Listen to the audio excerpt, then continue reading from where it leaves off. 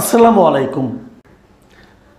আজ আমরা একটা বিশেষ আয়োজন করেছি এবং এই আয়োজনটা আজকে নতুন নয়, এর আগেও আমরা এই ধরনের একটা আলোচনা করেছিলাম। পাকিস্তানের joint chiefs of staff committee বা সিজেসিএসসি এর চেয়ারম্যান জেনারেল সাহির শামসাদ মির্জা বাংলাদেশ সফর করেছেন। তার এই সফরে একটি লাঠি আর একটি মানচিত্র ব্যাপক বিতর্কের জন্ম দিয়েছে।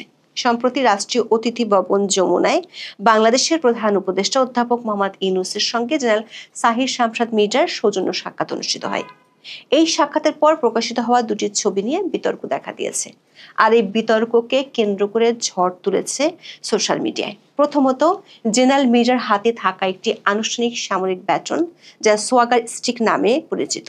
সামরিক বিশেষজ্ঞরা বলছেন, বাংলাদেশের নিরাপত্তা আইনে একটি বিদেশি সামরিক অফিসারের ব্যাটন বহন আইনসম্মত নয়। ফলে জেনারেল মির্জা কিভাবে রাষ্ট্রীয় সর্বোচ্চ নিরাপত্তা ব্যবস্থার মধ্যে এ ধরনের সামরিক ব্যাটন ব্যবহারের অনুমতি পেলেন, সেই প্রশ্ন তুলেছেন অনেকেই। বিশেষ করে আরেক দেশের সরকার প্রধানের সঙ্গে সৌজন্য সাক্ষাতে এই সোয়াগার স্টিক বহন করা রাজনৈতিক ও কূটনৈতিক শিষ্টাচারের মধ্যে পড়ে কি না তা নিয়ে প্রশ্ন উঠেছে। দ্বিতীয়ত, অধ্যাপক ইউনূস জেনারেল মির্জাকে একটি বই উপহার দিয়েছেন। ভারতীয় সংবাদ মাধ্যম ইন্ডিয়া টুডে দাবি করেছে, ওই বইয়ের প্রচ্ছদে ভারতের আঞ্চলিক সার্বভৌমত্ব চ্যালেঞ্জ করা একটি বিতর্কিত মানচিত্র ছিল। তবে অধ্যাপক ইউনূসের দপ্তরের ফ্যাক্ট চেক উইং থেকে বিষয়টিকে অসত্য ও কল্পনাপ্রসূত বলে দাবি করা হয়েছে। প্রশ্ন উঠেছে, এই দুটি ছবি কি নিছক কূটনৈতিক ভুল, নাকি ছবি দুটি বাংলাদেশের পররাষ্ট্রনীতিতে একটি গভীর মৌলিক পরিবর্তনের সংকেত দিচ্ছে? বিস্তারিত জানতে চলুন যাওয়া যাক বিশ্লেষণ। গত বছর আগস্টে আওয়ামী লীগ সরকারের পতনের পর বাংলাদেশের পররাষ্ট্রনীতিতে কিছু মৌলিক কৌশলগত পরিবর্তন শুরু হয়। অভিযোগ আছে, আওয়ামী লীগের 16 বছরের পররাষ্ট্রনীতি ছিল ভারত কেন্দ্রিক। বিপরীতে অধ্যাপক ইউনূস দায়িত্ব নেওয়ার পর পাকিস্তান ও চীনমুখী কূটনৈতিক অবস্থানের দিকে ঝুঁকে। এমন পটভূমিতে ঢাকা ইসলামাবাদ সম্পর্ক দ্রুত উষ্ণ হতে শুরু করে। 1971 সালের স্বাধীনতা যুদ্ধের পর থেকে দুই দেশের সম্পর্ক ঐতিহাসিকভাবে টানাপোড়েনের মধ্যে ছিল, কিন্তু অন্তর্বর্তী সরকার আমলে সে সম্পর্ক স্বাভাবিকরণের প্রক্রিয়া ত্বরান্বিত হয়। 2024 সালের আগস্টে পাকিস্তানের উপপ্রধানমন্ত্রী ও পররাষ্ট্রমন্ত্রী ইসাকদারের ঢাকা সফরকে ইসলামাবাদ ঐতিহাসিক বলে মন্তব্য করেছিল। কূটনৈতিক বিশ্লেষকরা মনে করেন, বাংলাদেশ ও পাকিস্তান এখন কেবল দ্বিপাক্ষিক বাণিজ্য, বিনিয়োগ এবং প্রতিরক্ষা সহযোগিতা বাড়ানোর দিকেই মনোযোগ দিচ্ছে না, বরং আঞ্চলিক কৌশলগত বিষয়গুলোতেও তাদের স্বার্থের সমন্বয় ঘটাতে চাইছে। এমন প্রেক্ষাপটে 25 অক্টোবর রাতে রাষ্ট্রীয় অতিথি ভবন যমুনায় অধ্যাপক মোহাম্মদ ইউনূসের সঙ্গে সৌজন্য সাক্ষাৎ করেন পাকিস্তানের জয়েন্ট চিফস অব স্টাফ কমিটির chairman general Sahir Shamsad Mirza. General Mirza পাকিস্তানের সামরিক কাঠামোর সর্বোচ্চ স্তরের প্রতিনিধিত্ব করেন, যা এই সাক্ষাৎটিকে অত্যন্ত গুরুত্বপূর্ণ কৌশলগত মাত্রা দেয়। সাক্ষাতের পর প্রধান উপদেষ্টার প্রেস উইং থেকে ছবি প্রকাশিত হলে দুটি অভূতপূর্ব বিতর্ক জন্ম দেয়। প্রথমত, জেনারেল মির্জার হাতে একটি আনুষ্ঠানিক সামরিক ব্যাটন, যা সোয়াগার স্টিক নামে পরিচিত, সেটি দেখা যায়। দ্বিতীয়ত, ইউনূস কর্তৃক মির্জাকে উপহার দেওয়া আর্ট অফ ট্রায়াম্ফ নামক একটি বইয়ের প্রচ্ছদে দেখা যায় এক বিতর্কিত মানচিত্র, যেখানে ভারতের উত্তর পূর্বের কিছু অংশকে বাংলাদেশের ভূখণ্ডের অংশ হিসেবে দেখানো হয়েছে বলে দাবি করা হচ্ছে। দর্শক, ছবিতে জেনারেল মির্জার হাতে যে লাঠিটি দেখা যাচ্ছে তাকে বলে সোয়াগার স্টিক। এটি একটি সামরিক ব্যাটন। সমরশাস্ত্র অনুযায়ী এটি ব্রিটিশ সামরিক ঐতিহ্য থেকে আসা একটি উপকরণ। 1702 সালে রিডিং ক্যান নামে এর শুরু, যা মূলত ড্রিল পরিচালনা, সৈন্যদের নির্দেশ দেয় এবং দূরত্ব পরিমাপের জন্য ব্যবহৃত হতো। কিন্তু সময়ের সঙ্গে সঙ্গে এর গুরুত্ব বেড়েছে। বর্তমানে এটি কমান্ডাল সামরিক প্রথা অনুসরণকারী বাহিনীতে আনুষ্ঠানিক পোশাকের অংশ এবং কর্তৃত্ব, নেতৃত্ব ও কমান্ডের প্রতীক হিসেবে ব্যবহৃত হয়। পাকিস্তানে এই ধরনের ব্যাটনকে বলা হয় মালাক্কাকেন। পাকিস্তানের সামরিক কাঠামোর সর্বোচ্চ স্তরের কর্মকর্তা জেনারেল মির্জার জন্য এই প্রতীক বহন তার সামরিক কর্তৃত্বের গুরুত্ব তুলে ধরে।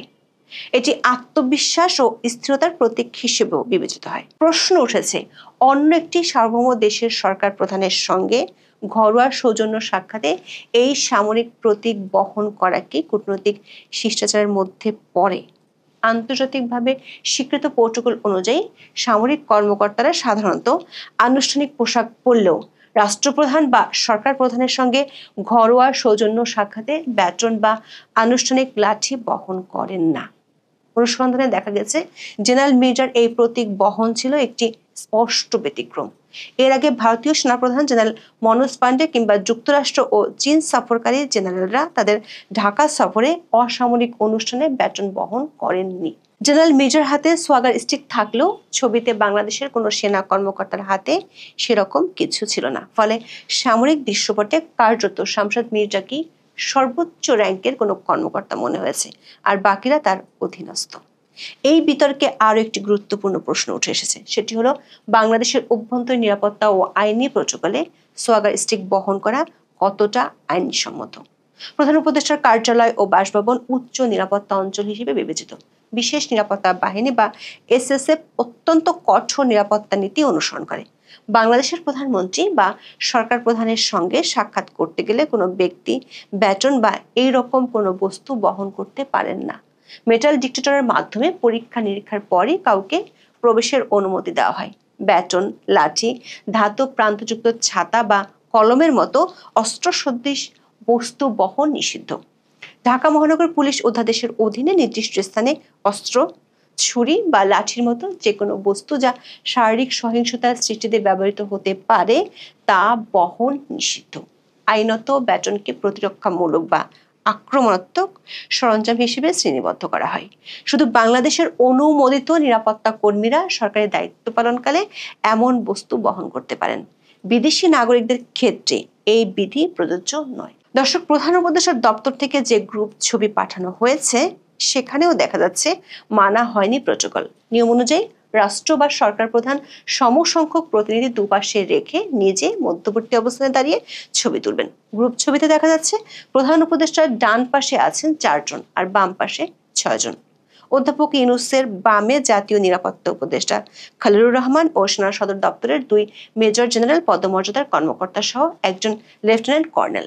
ডানে জেনারেল মির্জা, ঢাকায় নিযুক্ত পাকিস্তানের ভারপ্রাপ্ত হাই কমিশনার, পাকিস্তান নৌবাহিনীর কমান্ডার, পাকিস্তান সেনাবাহিনীর 2 ব্রিগেডিয়ার জেনারেল সহ একজন দূতাবাস কর্মকর্তা। অধ্যাপক মোহাম্মদ ইউনূস জেনারেল মির্জাকে আর্ট অফ ট্রায়াম্ফ নামক একটি বই উপহার দিয়েছেন।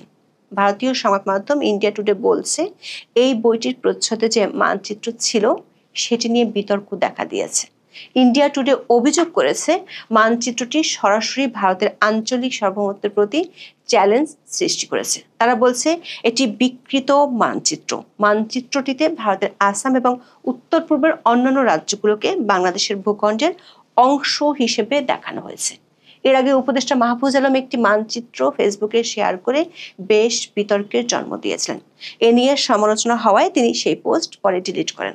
বলা হচ্ছে এই মানচিত্রটি যারা প্রচার করেন তারা গ্রেটার বাংলাদেশের ধারণা প্রচার করেন। এই ধারণার প্রবক্তারা ভারতের পশ্চিমবঙ্গ, ত্রিপুরা, আসাম এমনকি মিয়ানমারের আরাকান অঞ্চলকেও এই ভূখণ্ডের অন্তর্ভুক্ত করতে চায়।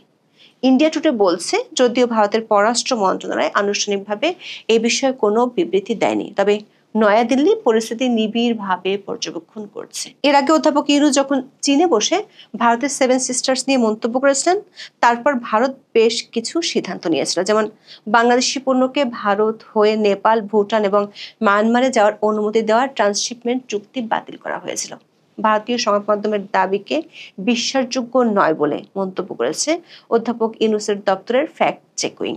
বলা হয়েছে, অধ্যাপক ইউনূস জেনারেল মির্জাকে গ্রাফিতি চিত্রের একটি সংকলন দ্য আর্ট অফ ট্রায়াম্ফ উপহার দিয়েছেন। এটি প্রকাশ করেছে জুলাই স্মৃতি ফাউন্ডেশন। প্রচ্ছদে দৃশ্যমান মানচিত্রটি গ্রাফিতি হিসেবে অঙ্কিত হয় বাংলাদেশের মূল মানচিত্রের পরিমাপের কিছুটা হেরফের হয়েছে বলে কারো কাছে মনে হতে পারে, কিন্তু ভারতের উত্তর পূর্বাঞ্চলের কোনো অংশ গ্রাফিতি মানচিত্রটিতে অন্তর্ভুক্ত হয়েছে বলে দাবি করাটা সম্পূর্ণ অসত্য এবং কল্পনাপ্রসূত। বাংলাদেশের মানচিত্রের সাথে উল্লেখিত গ্রাফিতিতে দৃশ্যমান মানচিত্রের তুলনামূলক বিশ্লেষণে দেখা যাচ্ছে অঙ্কিত মানচিত্রটিতে বাংলাদেশের প্রকৃত মানচিত্র প্রায় হুবহুভাবে প্রতিফলিত হয়েছে।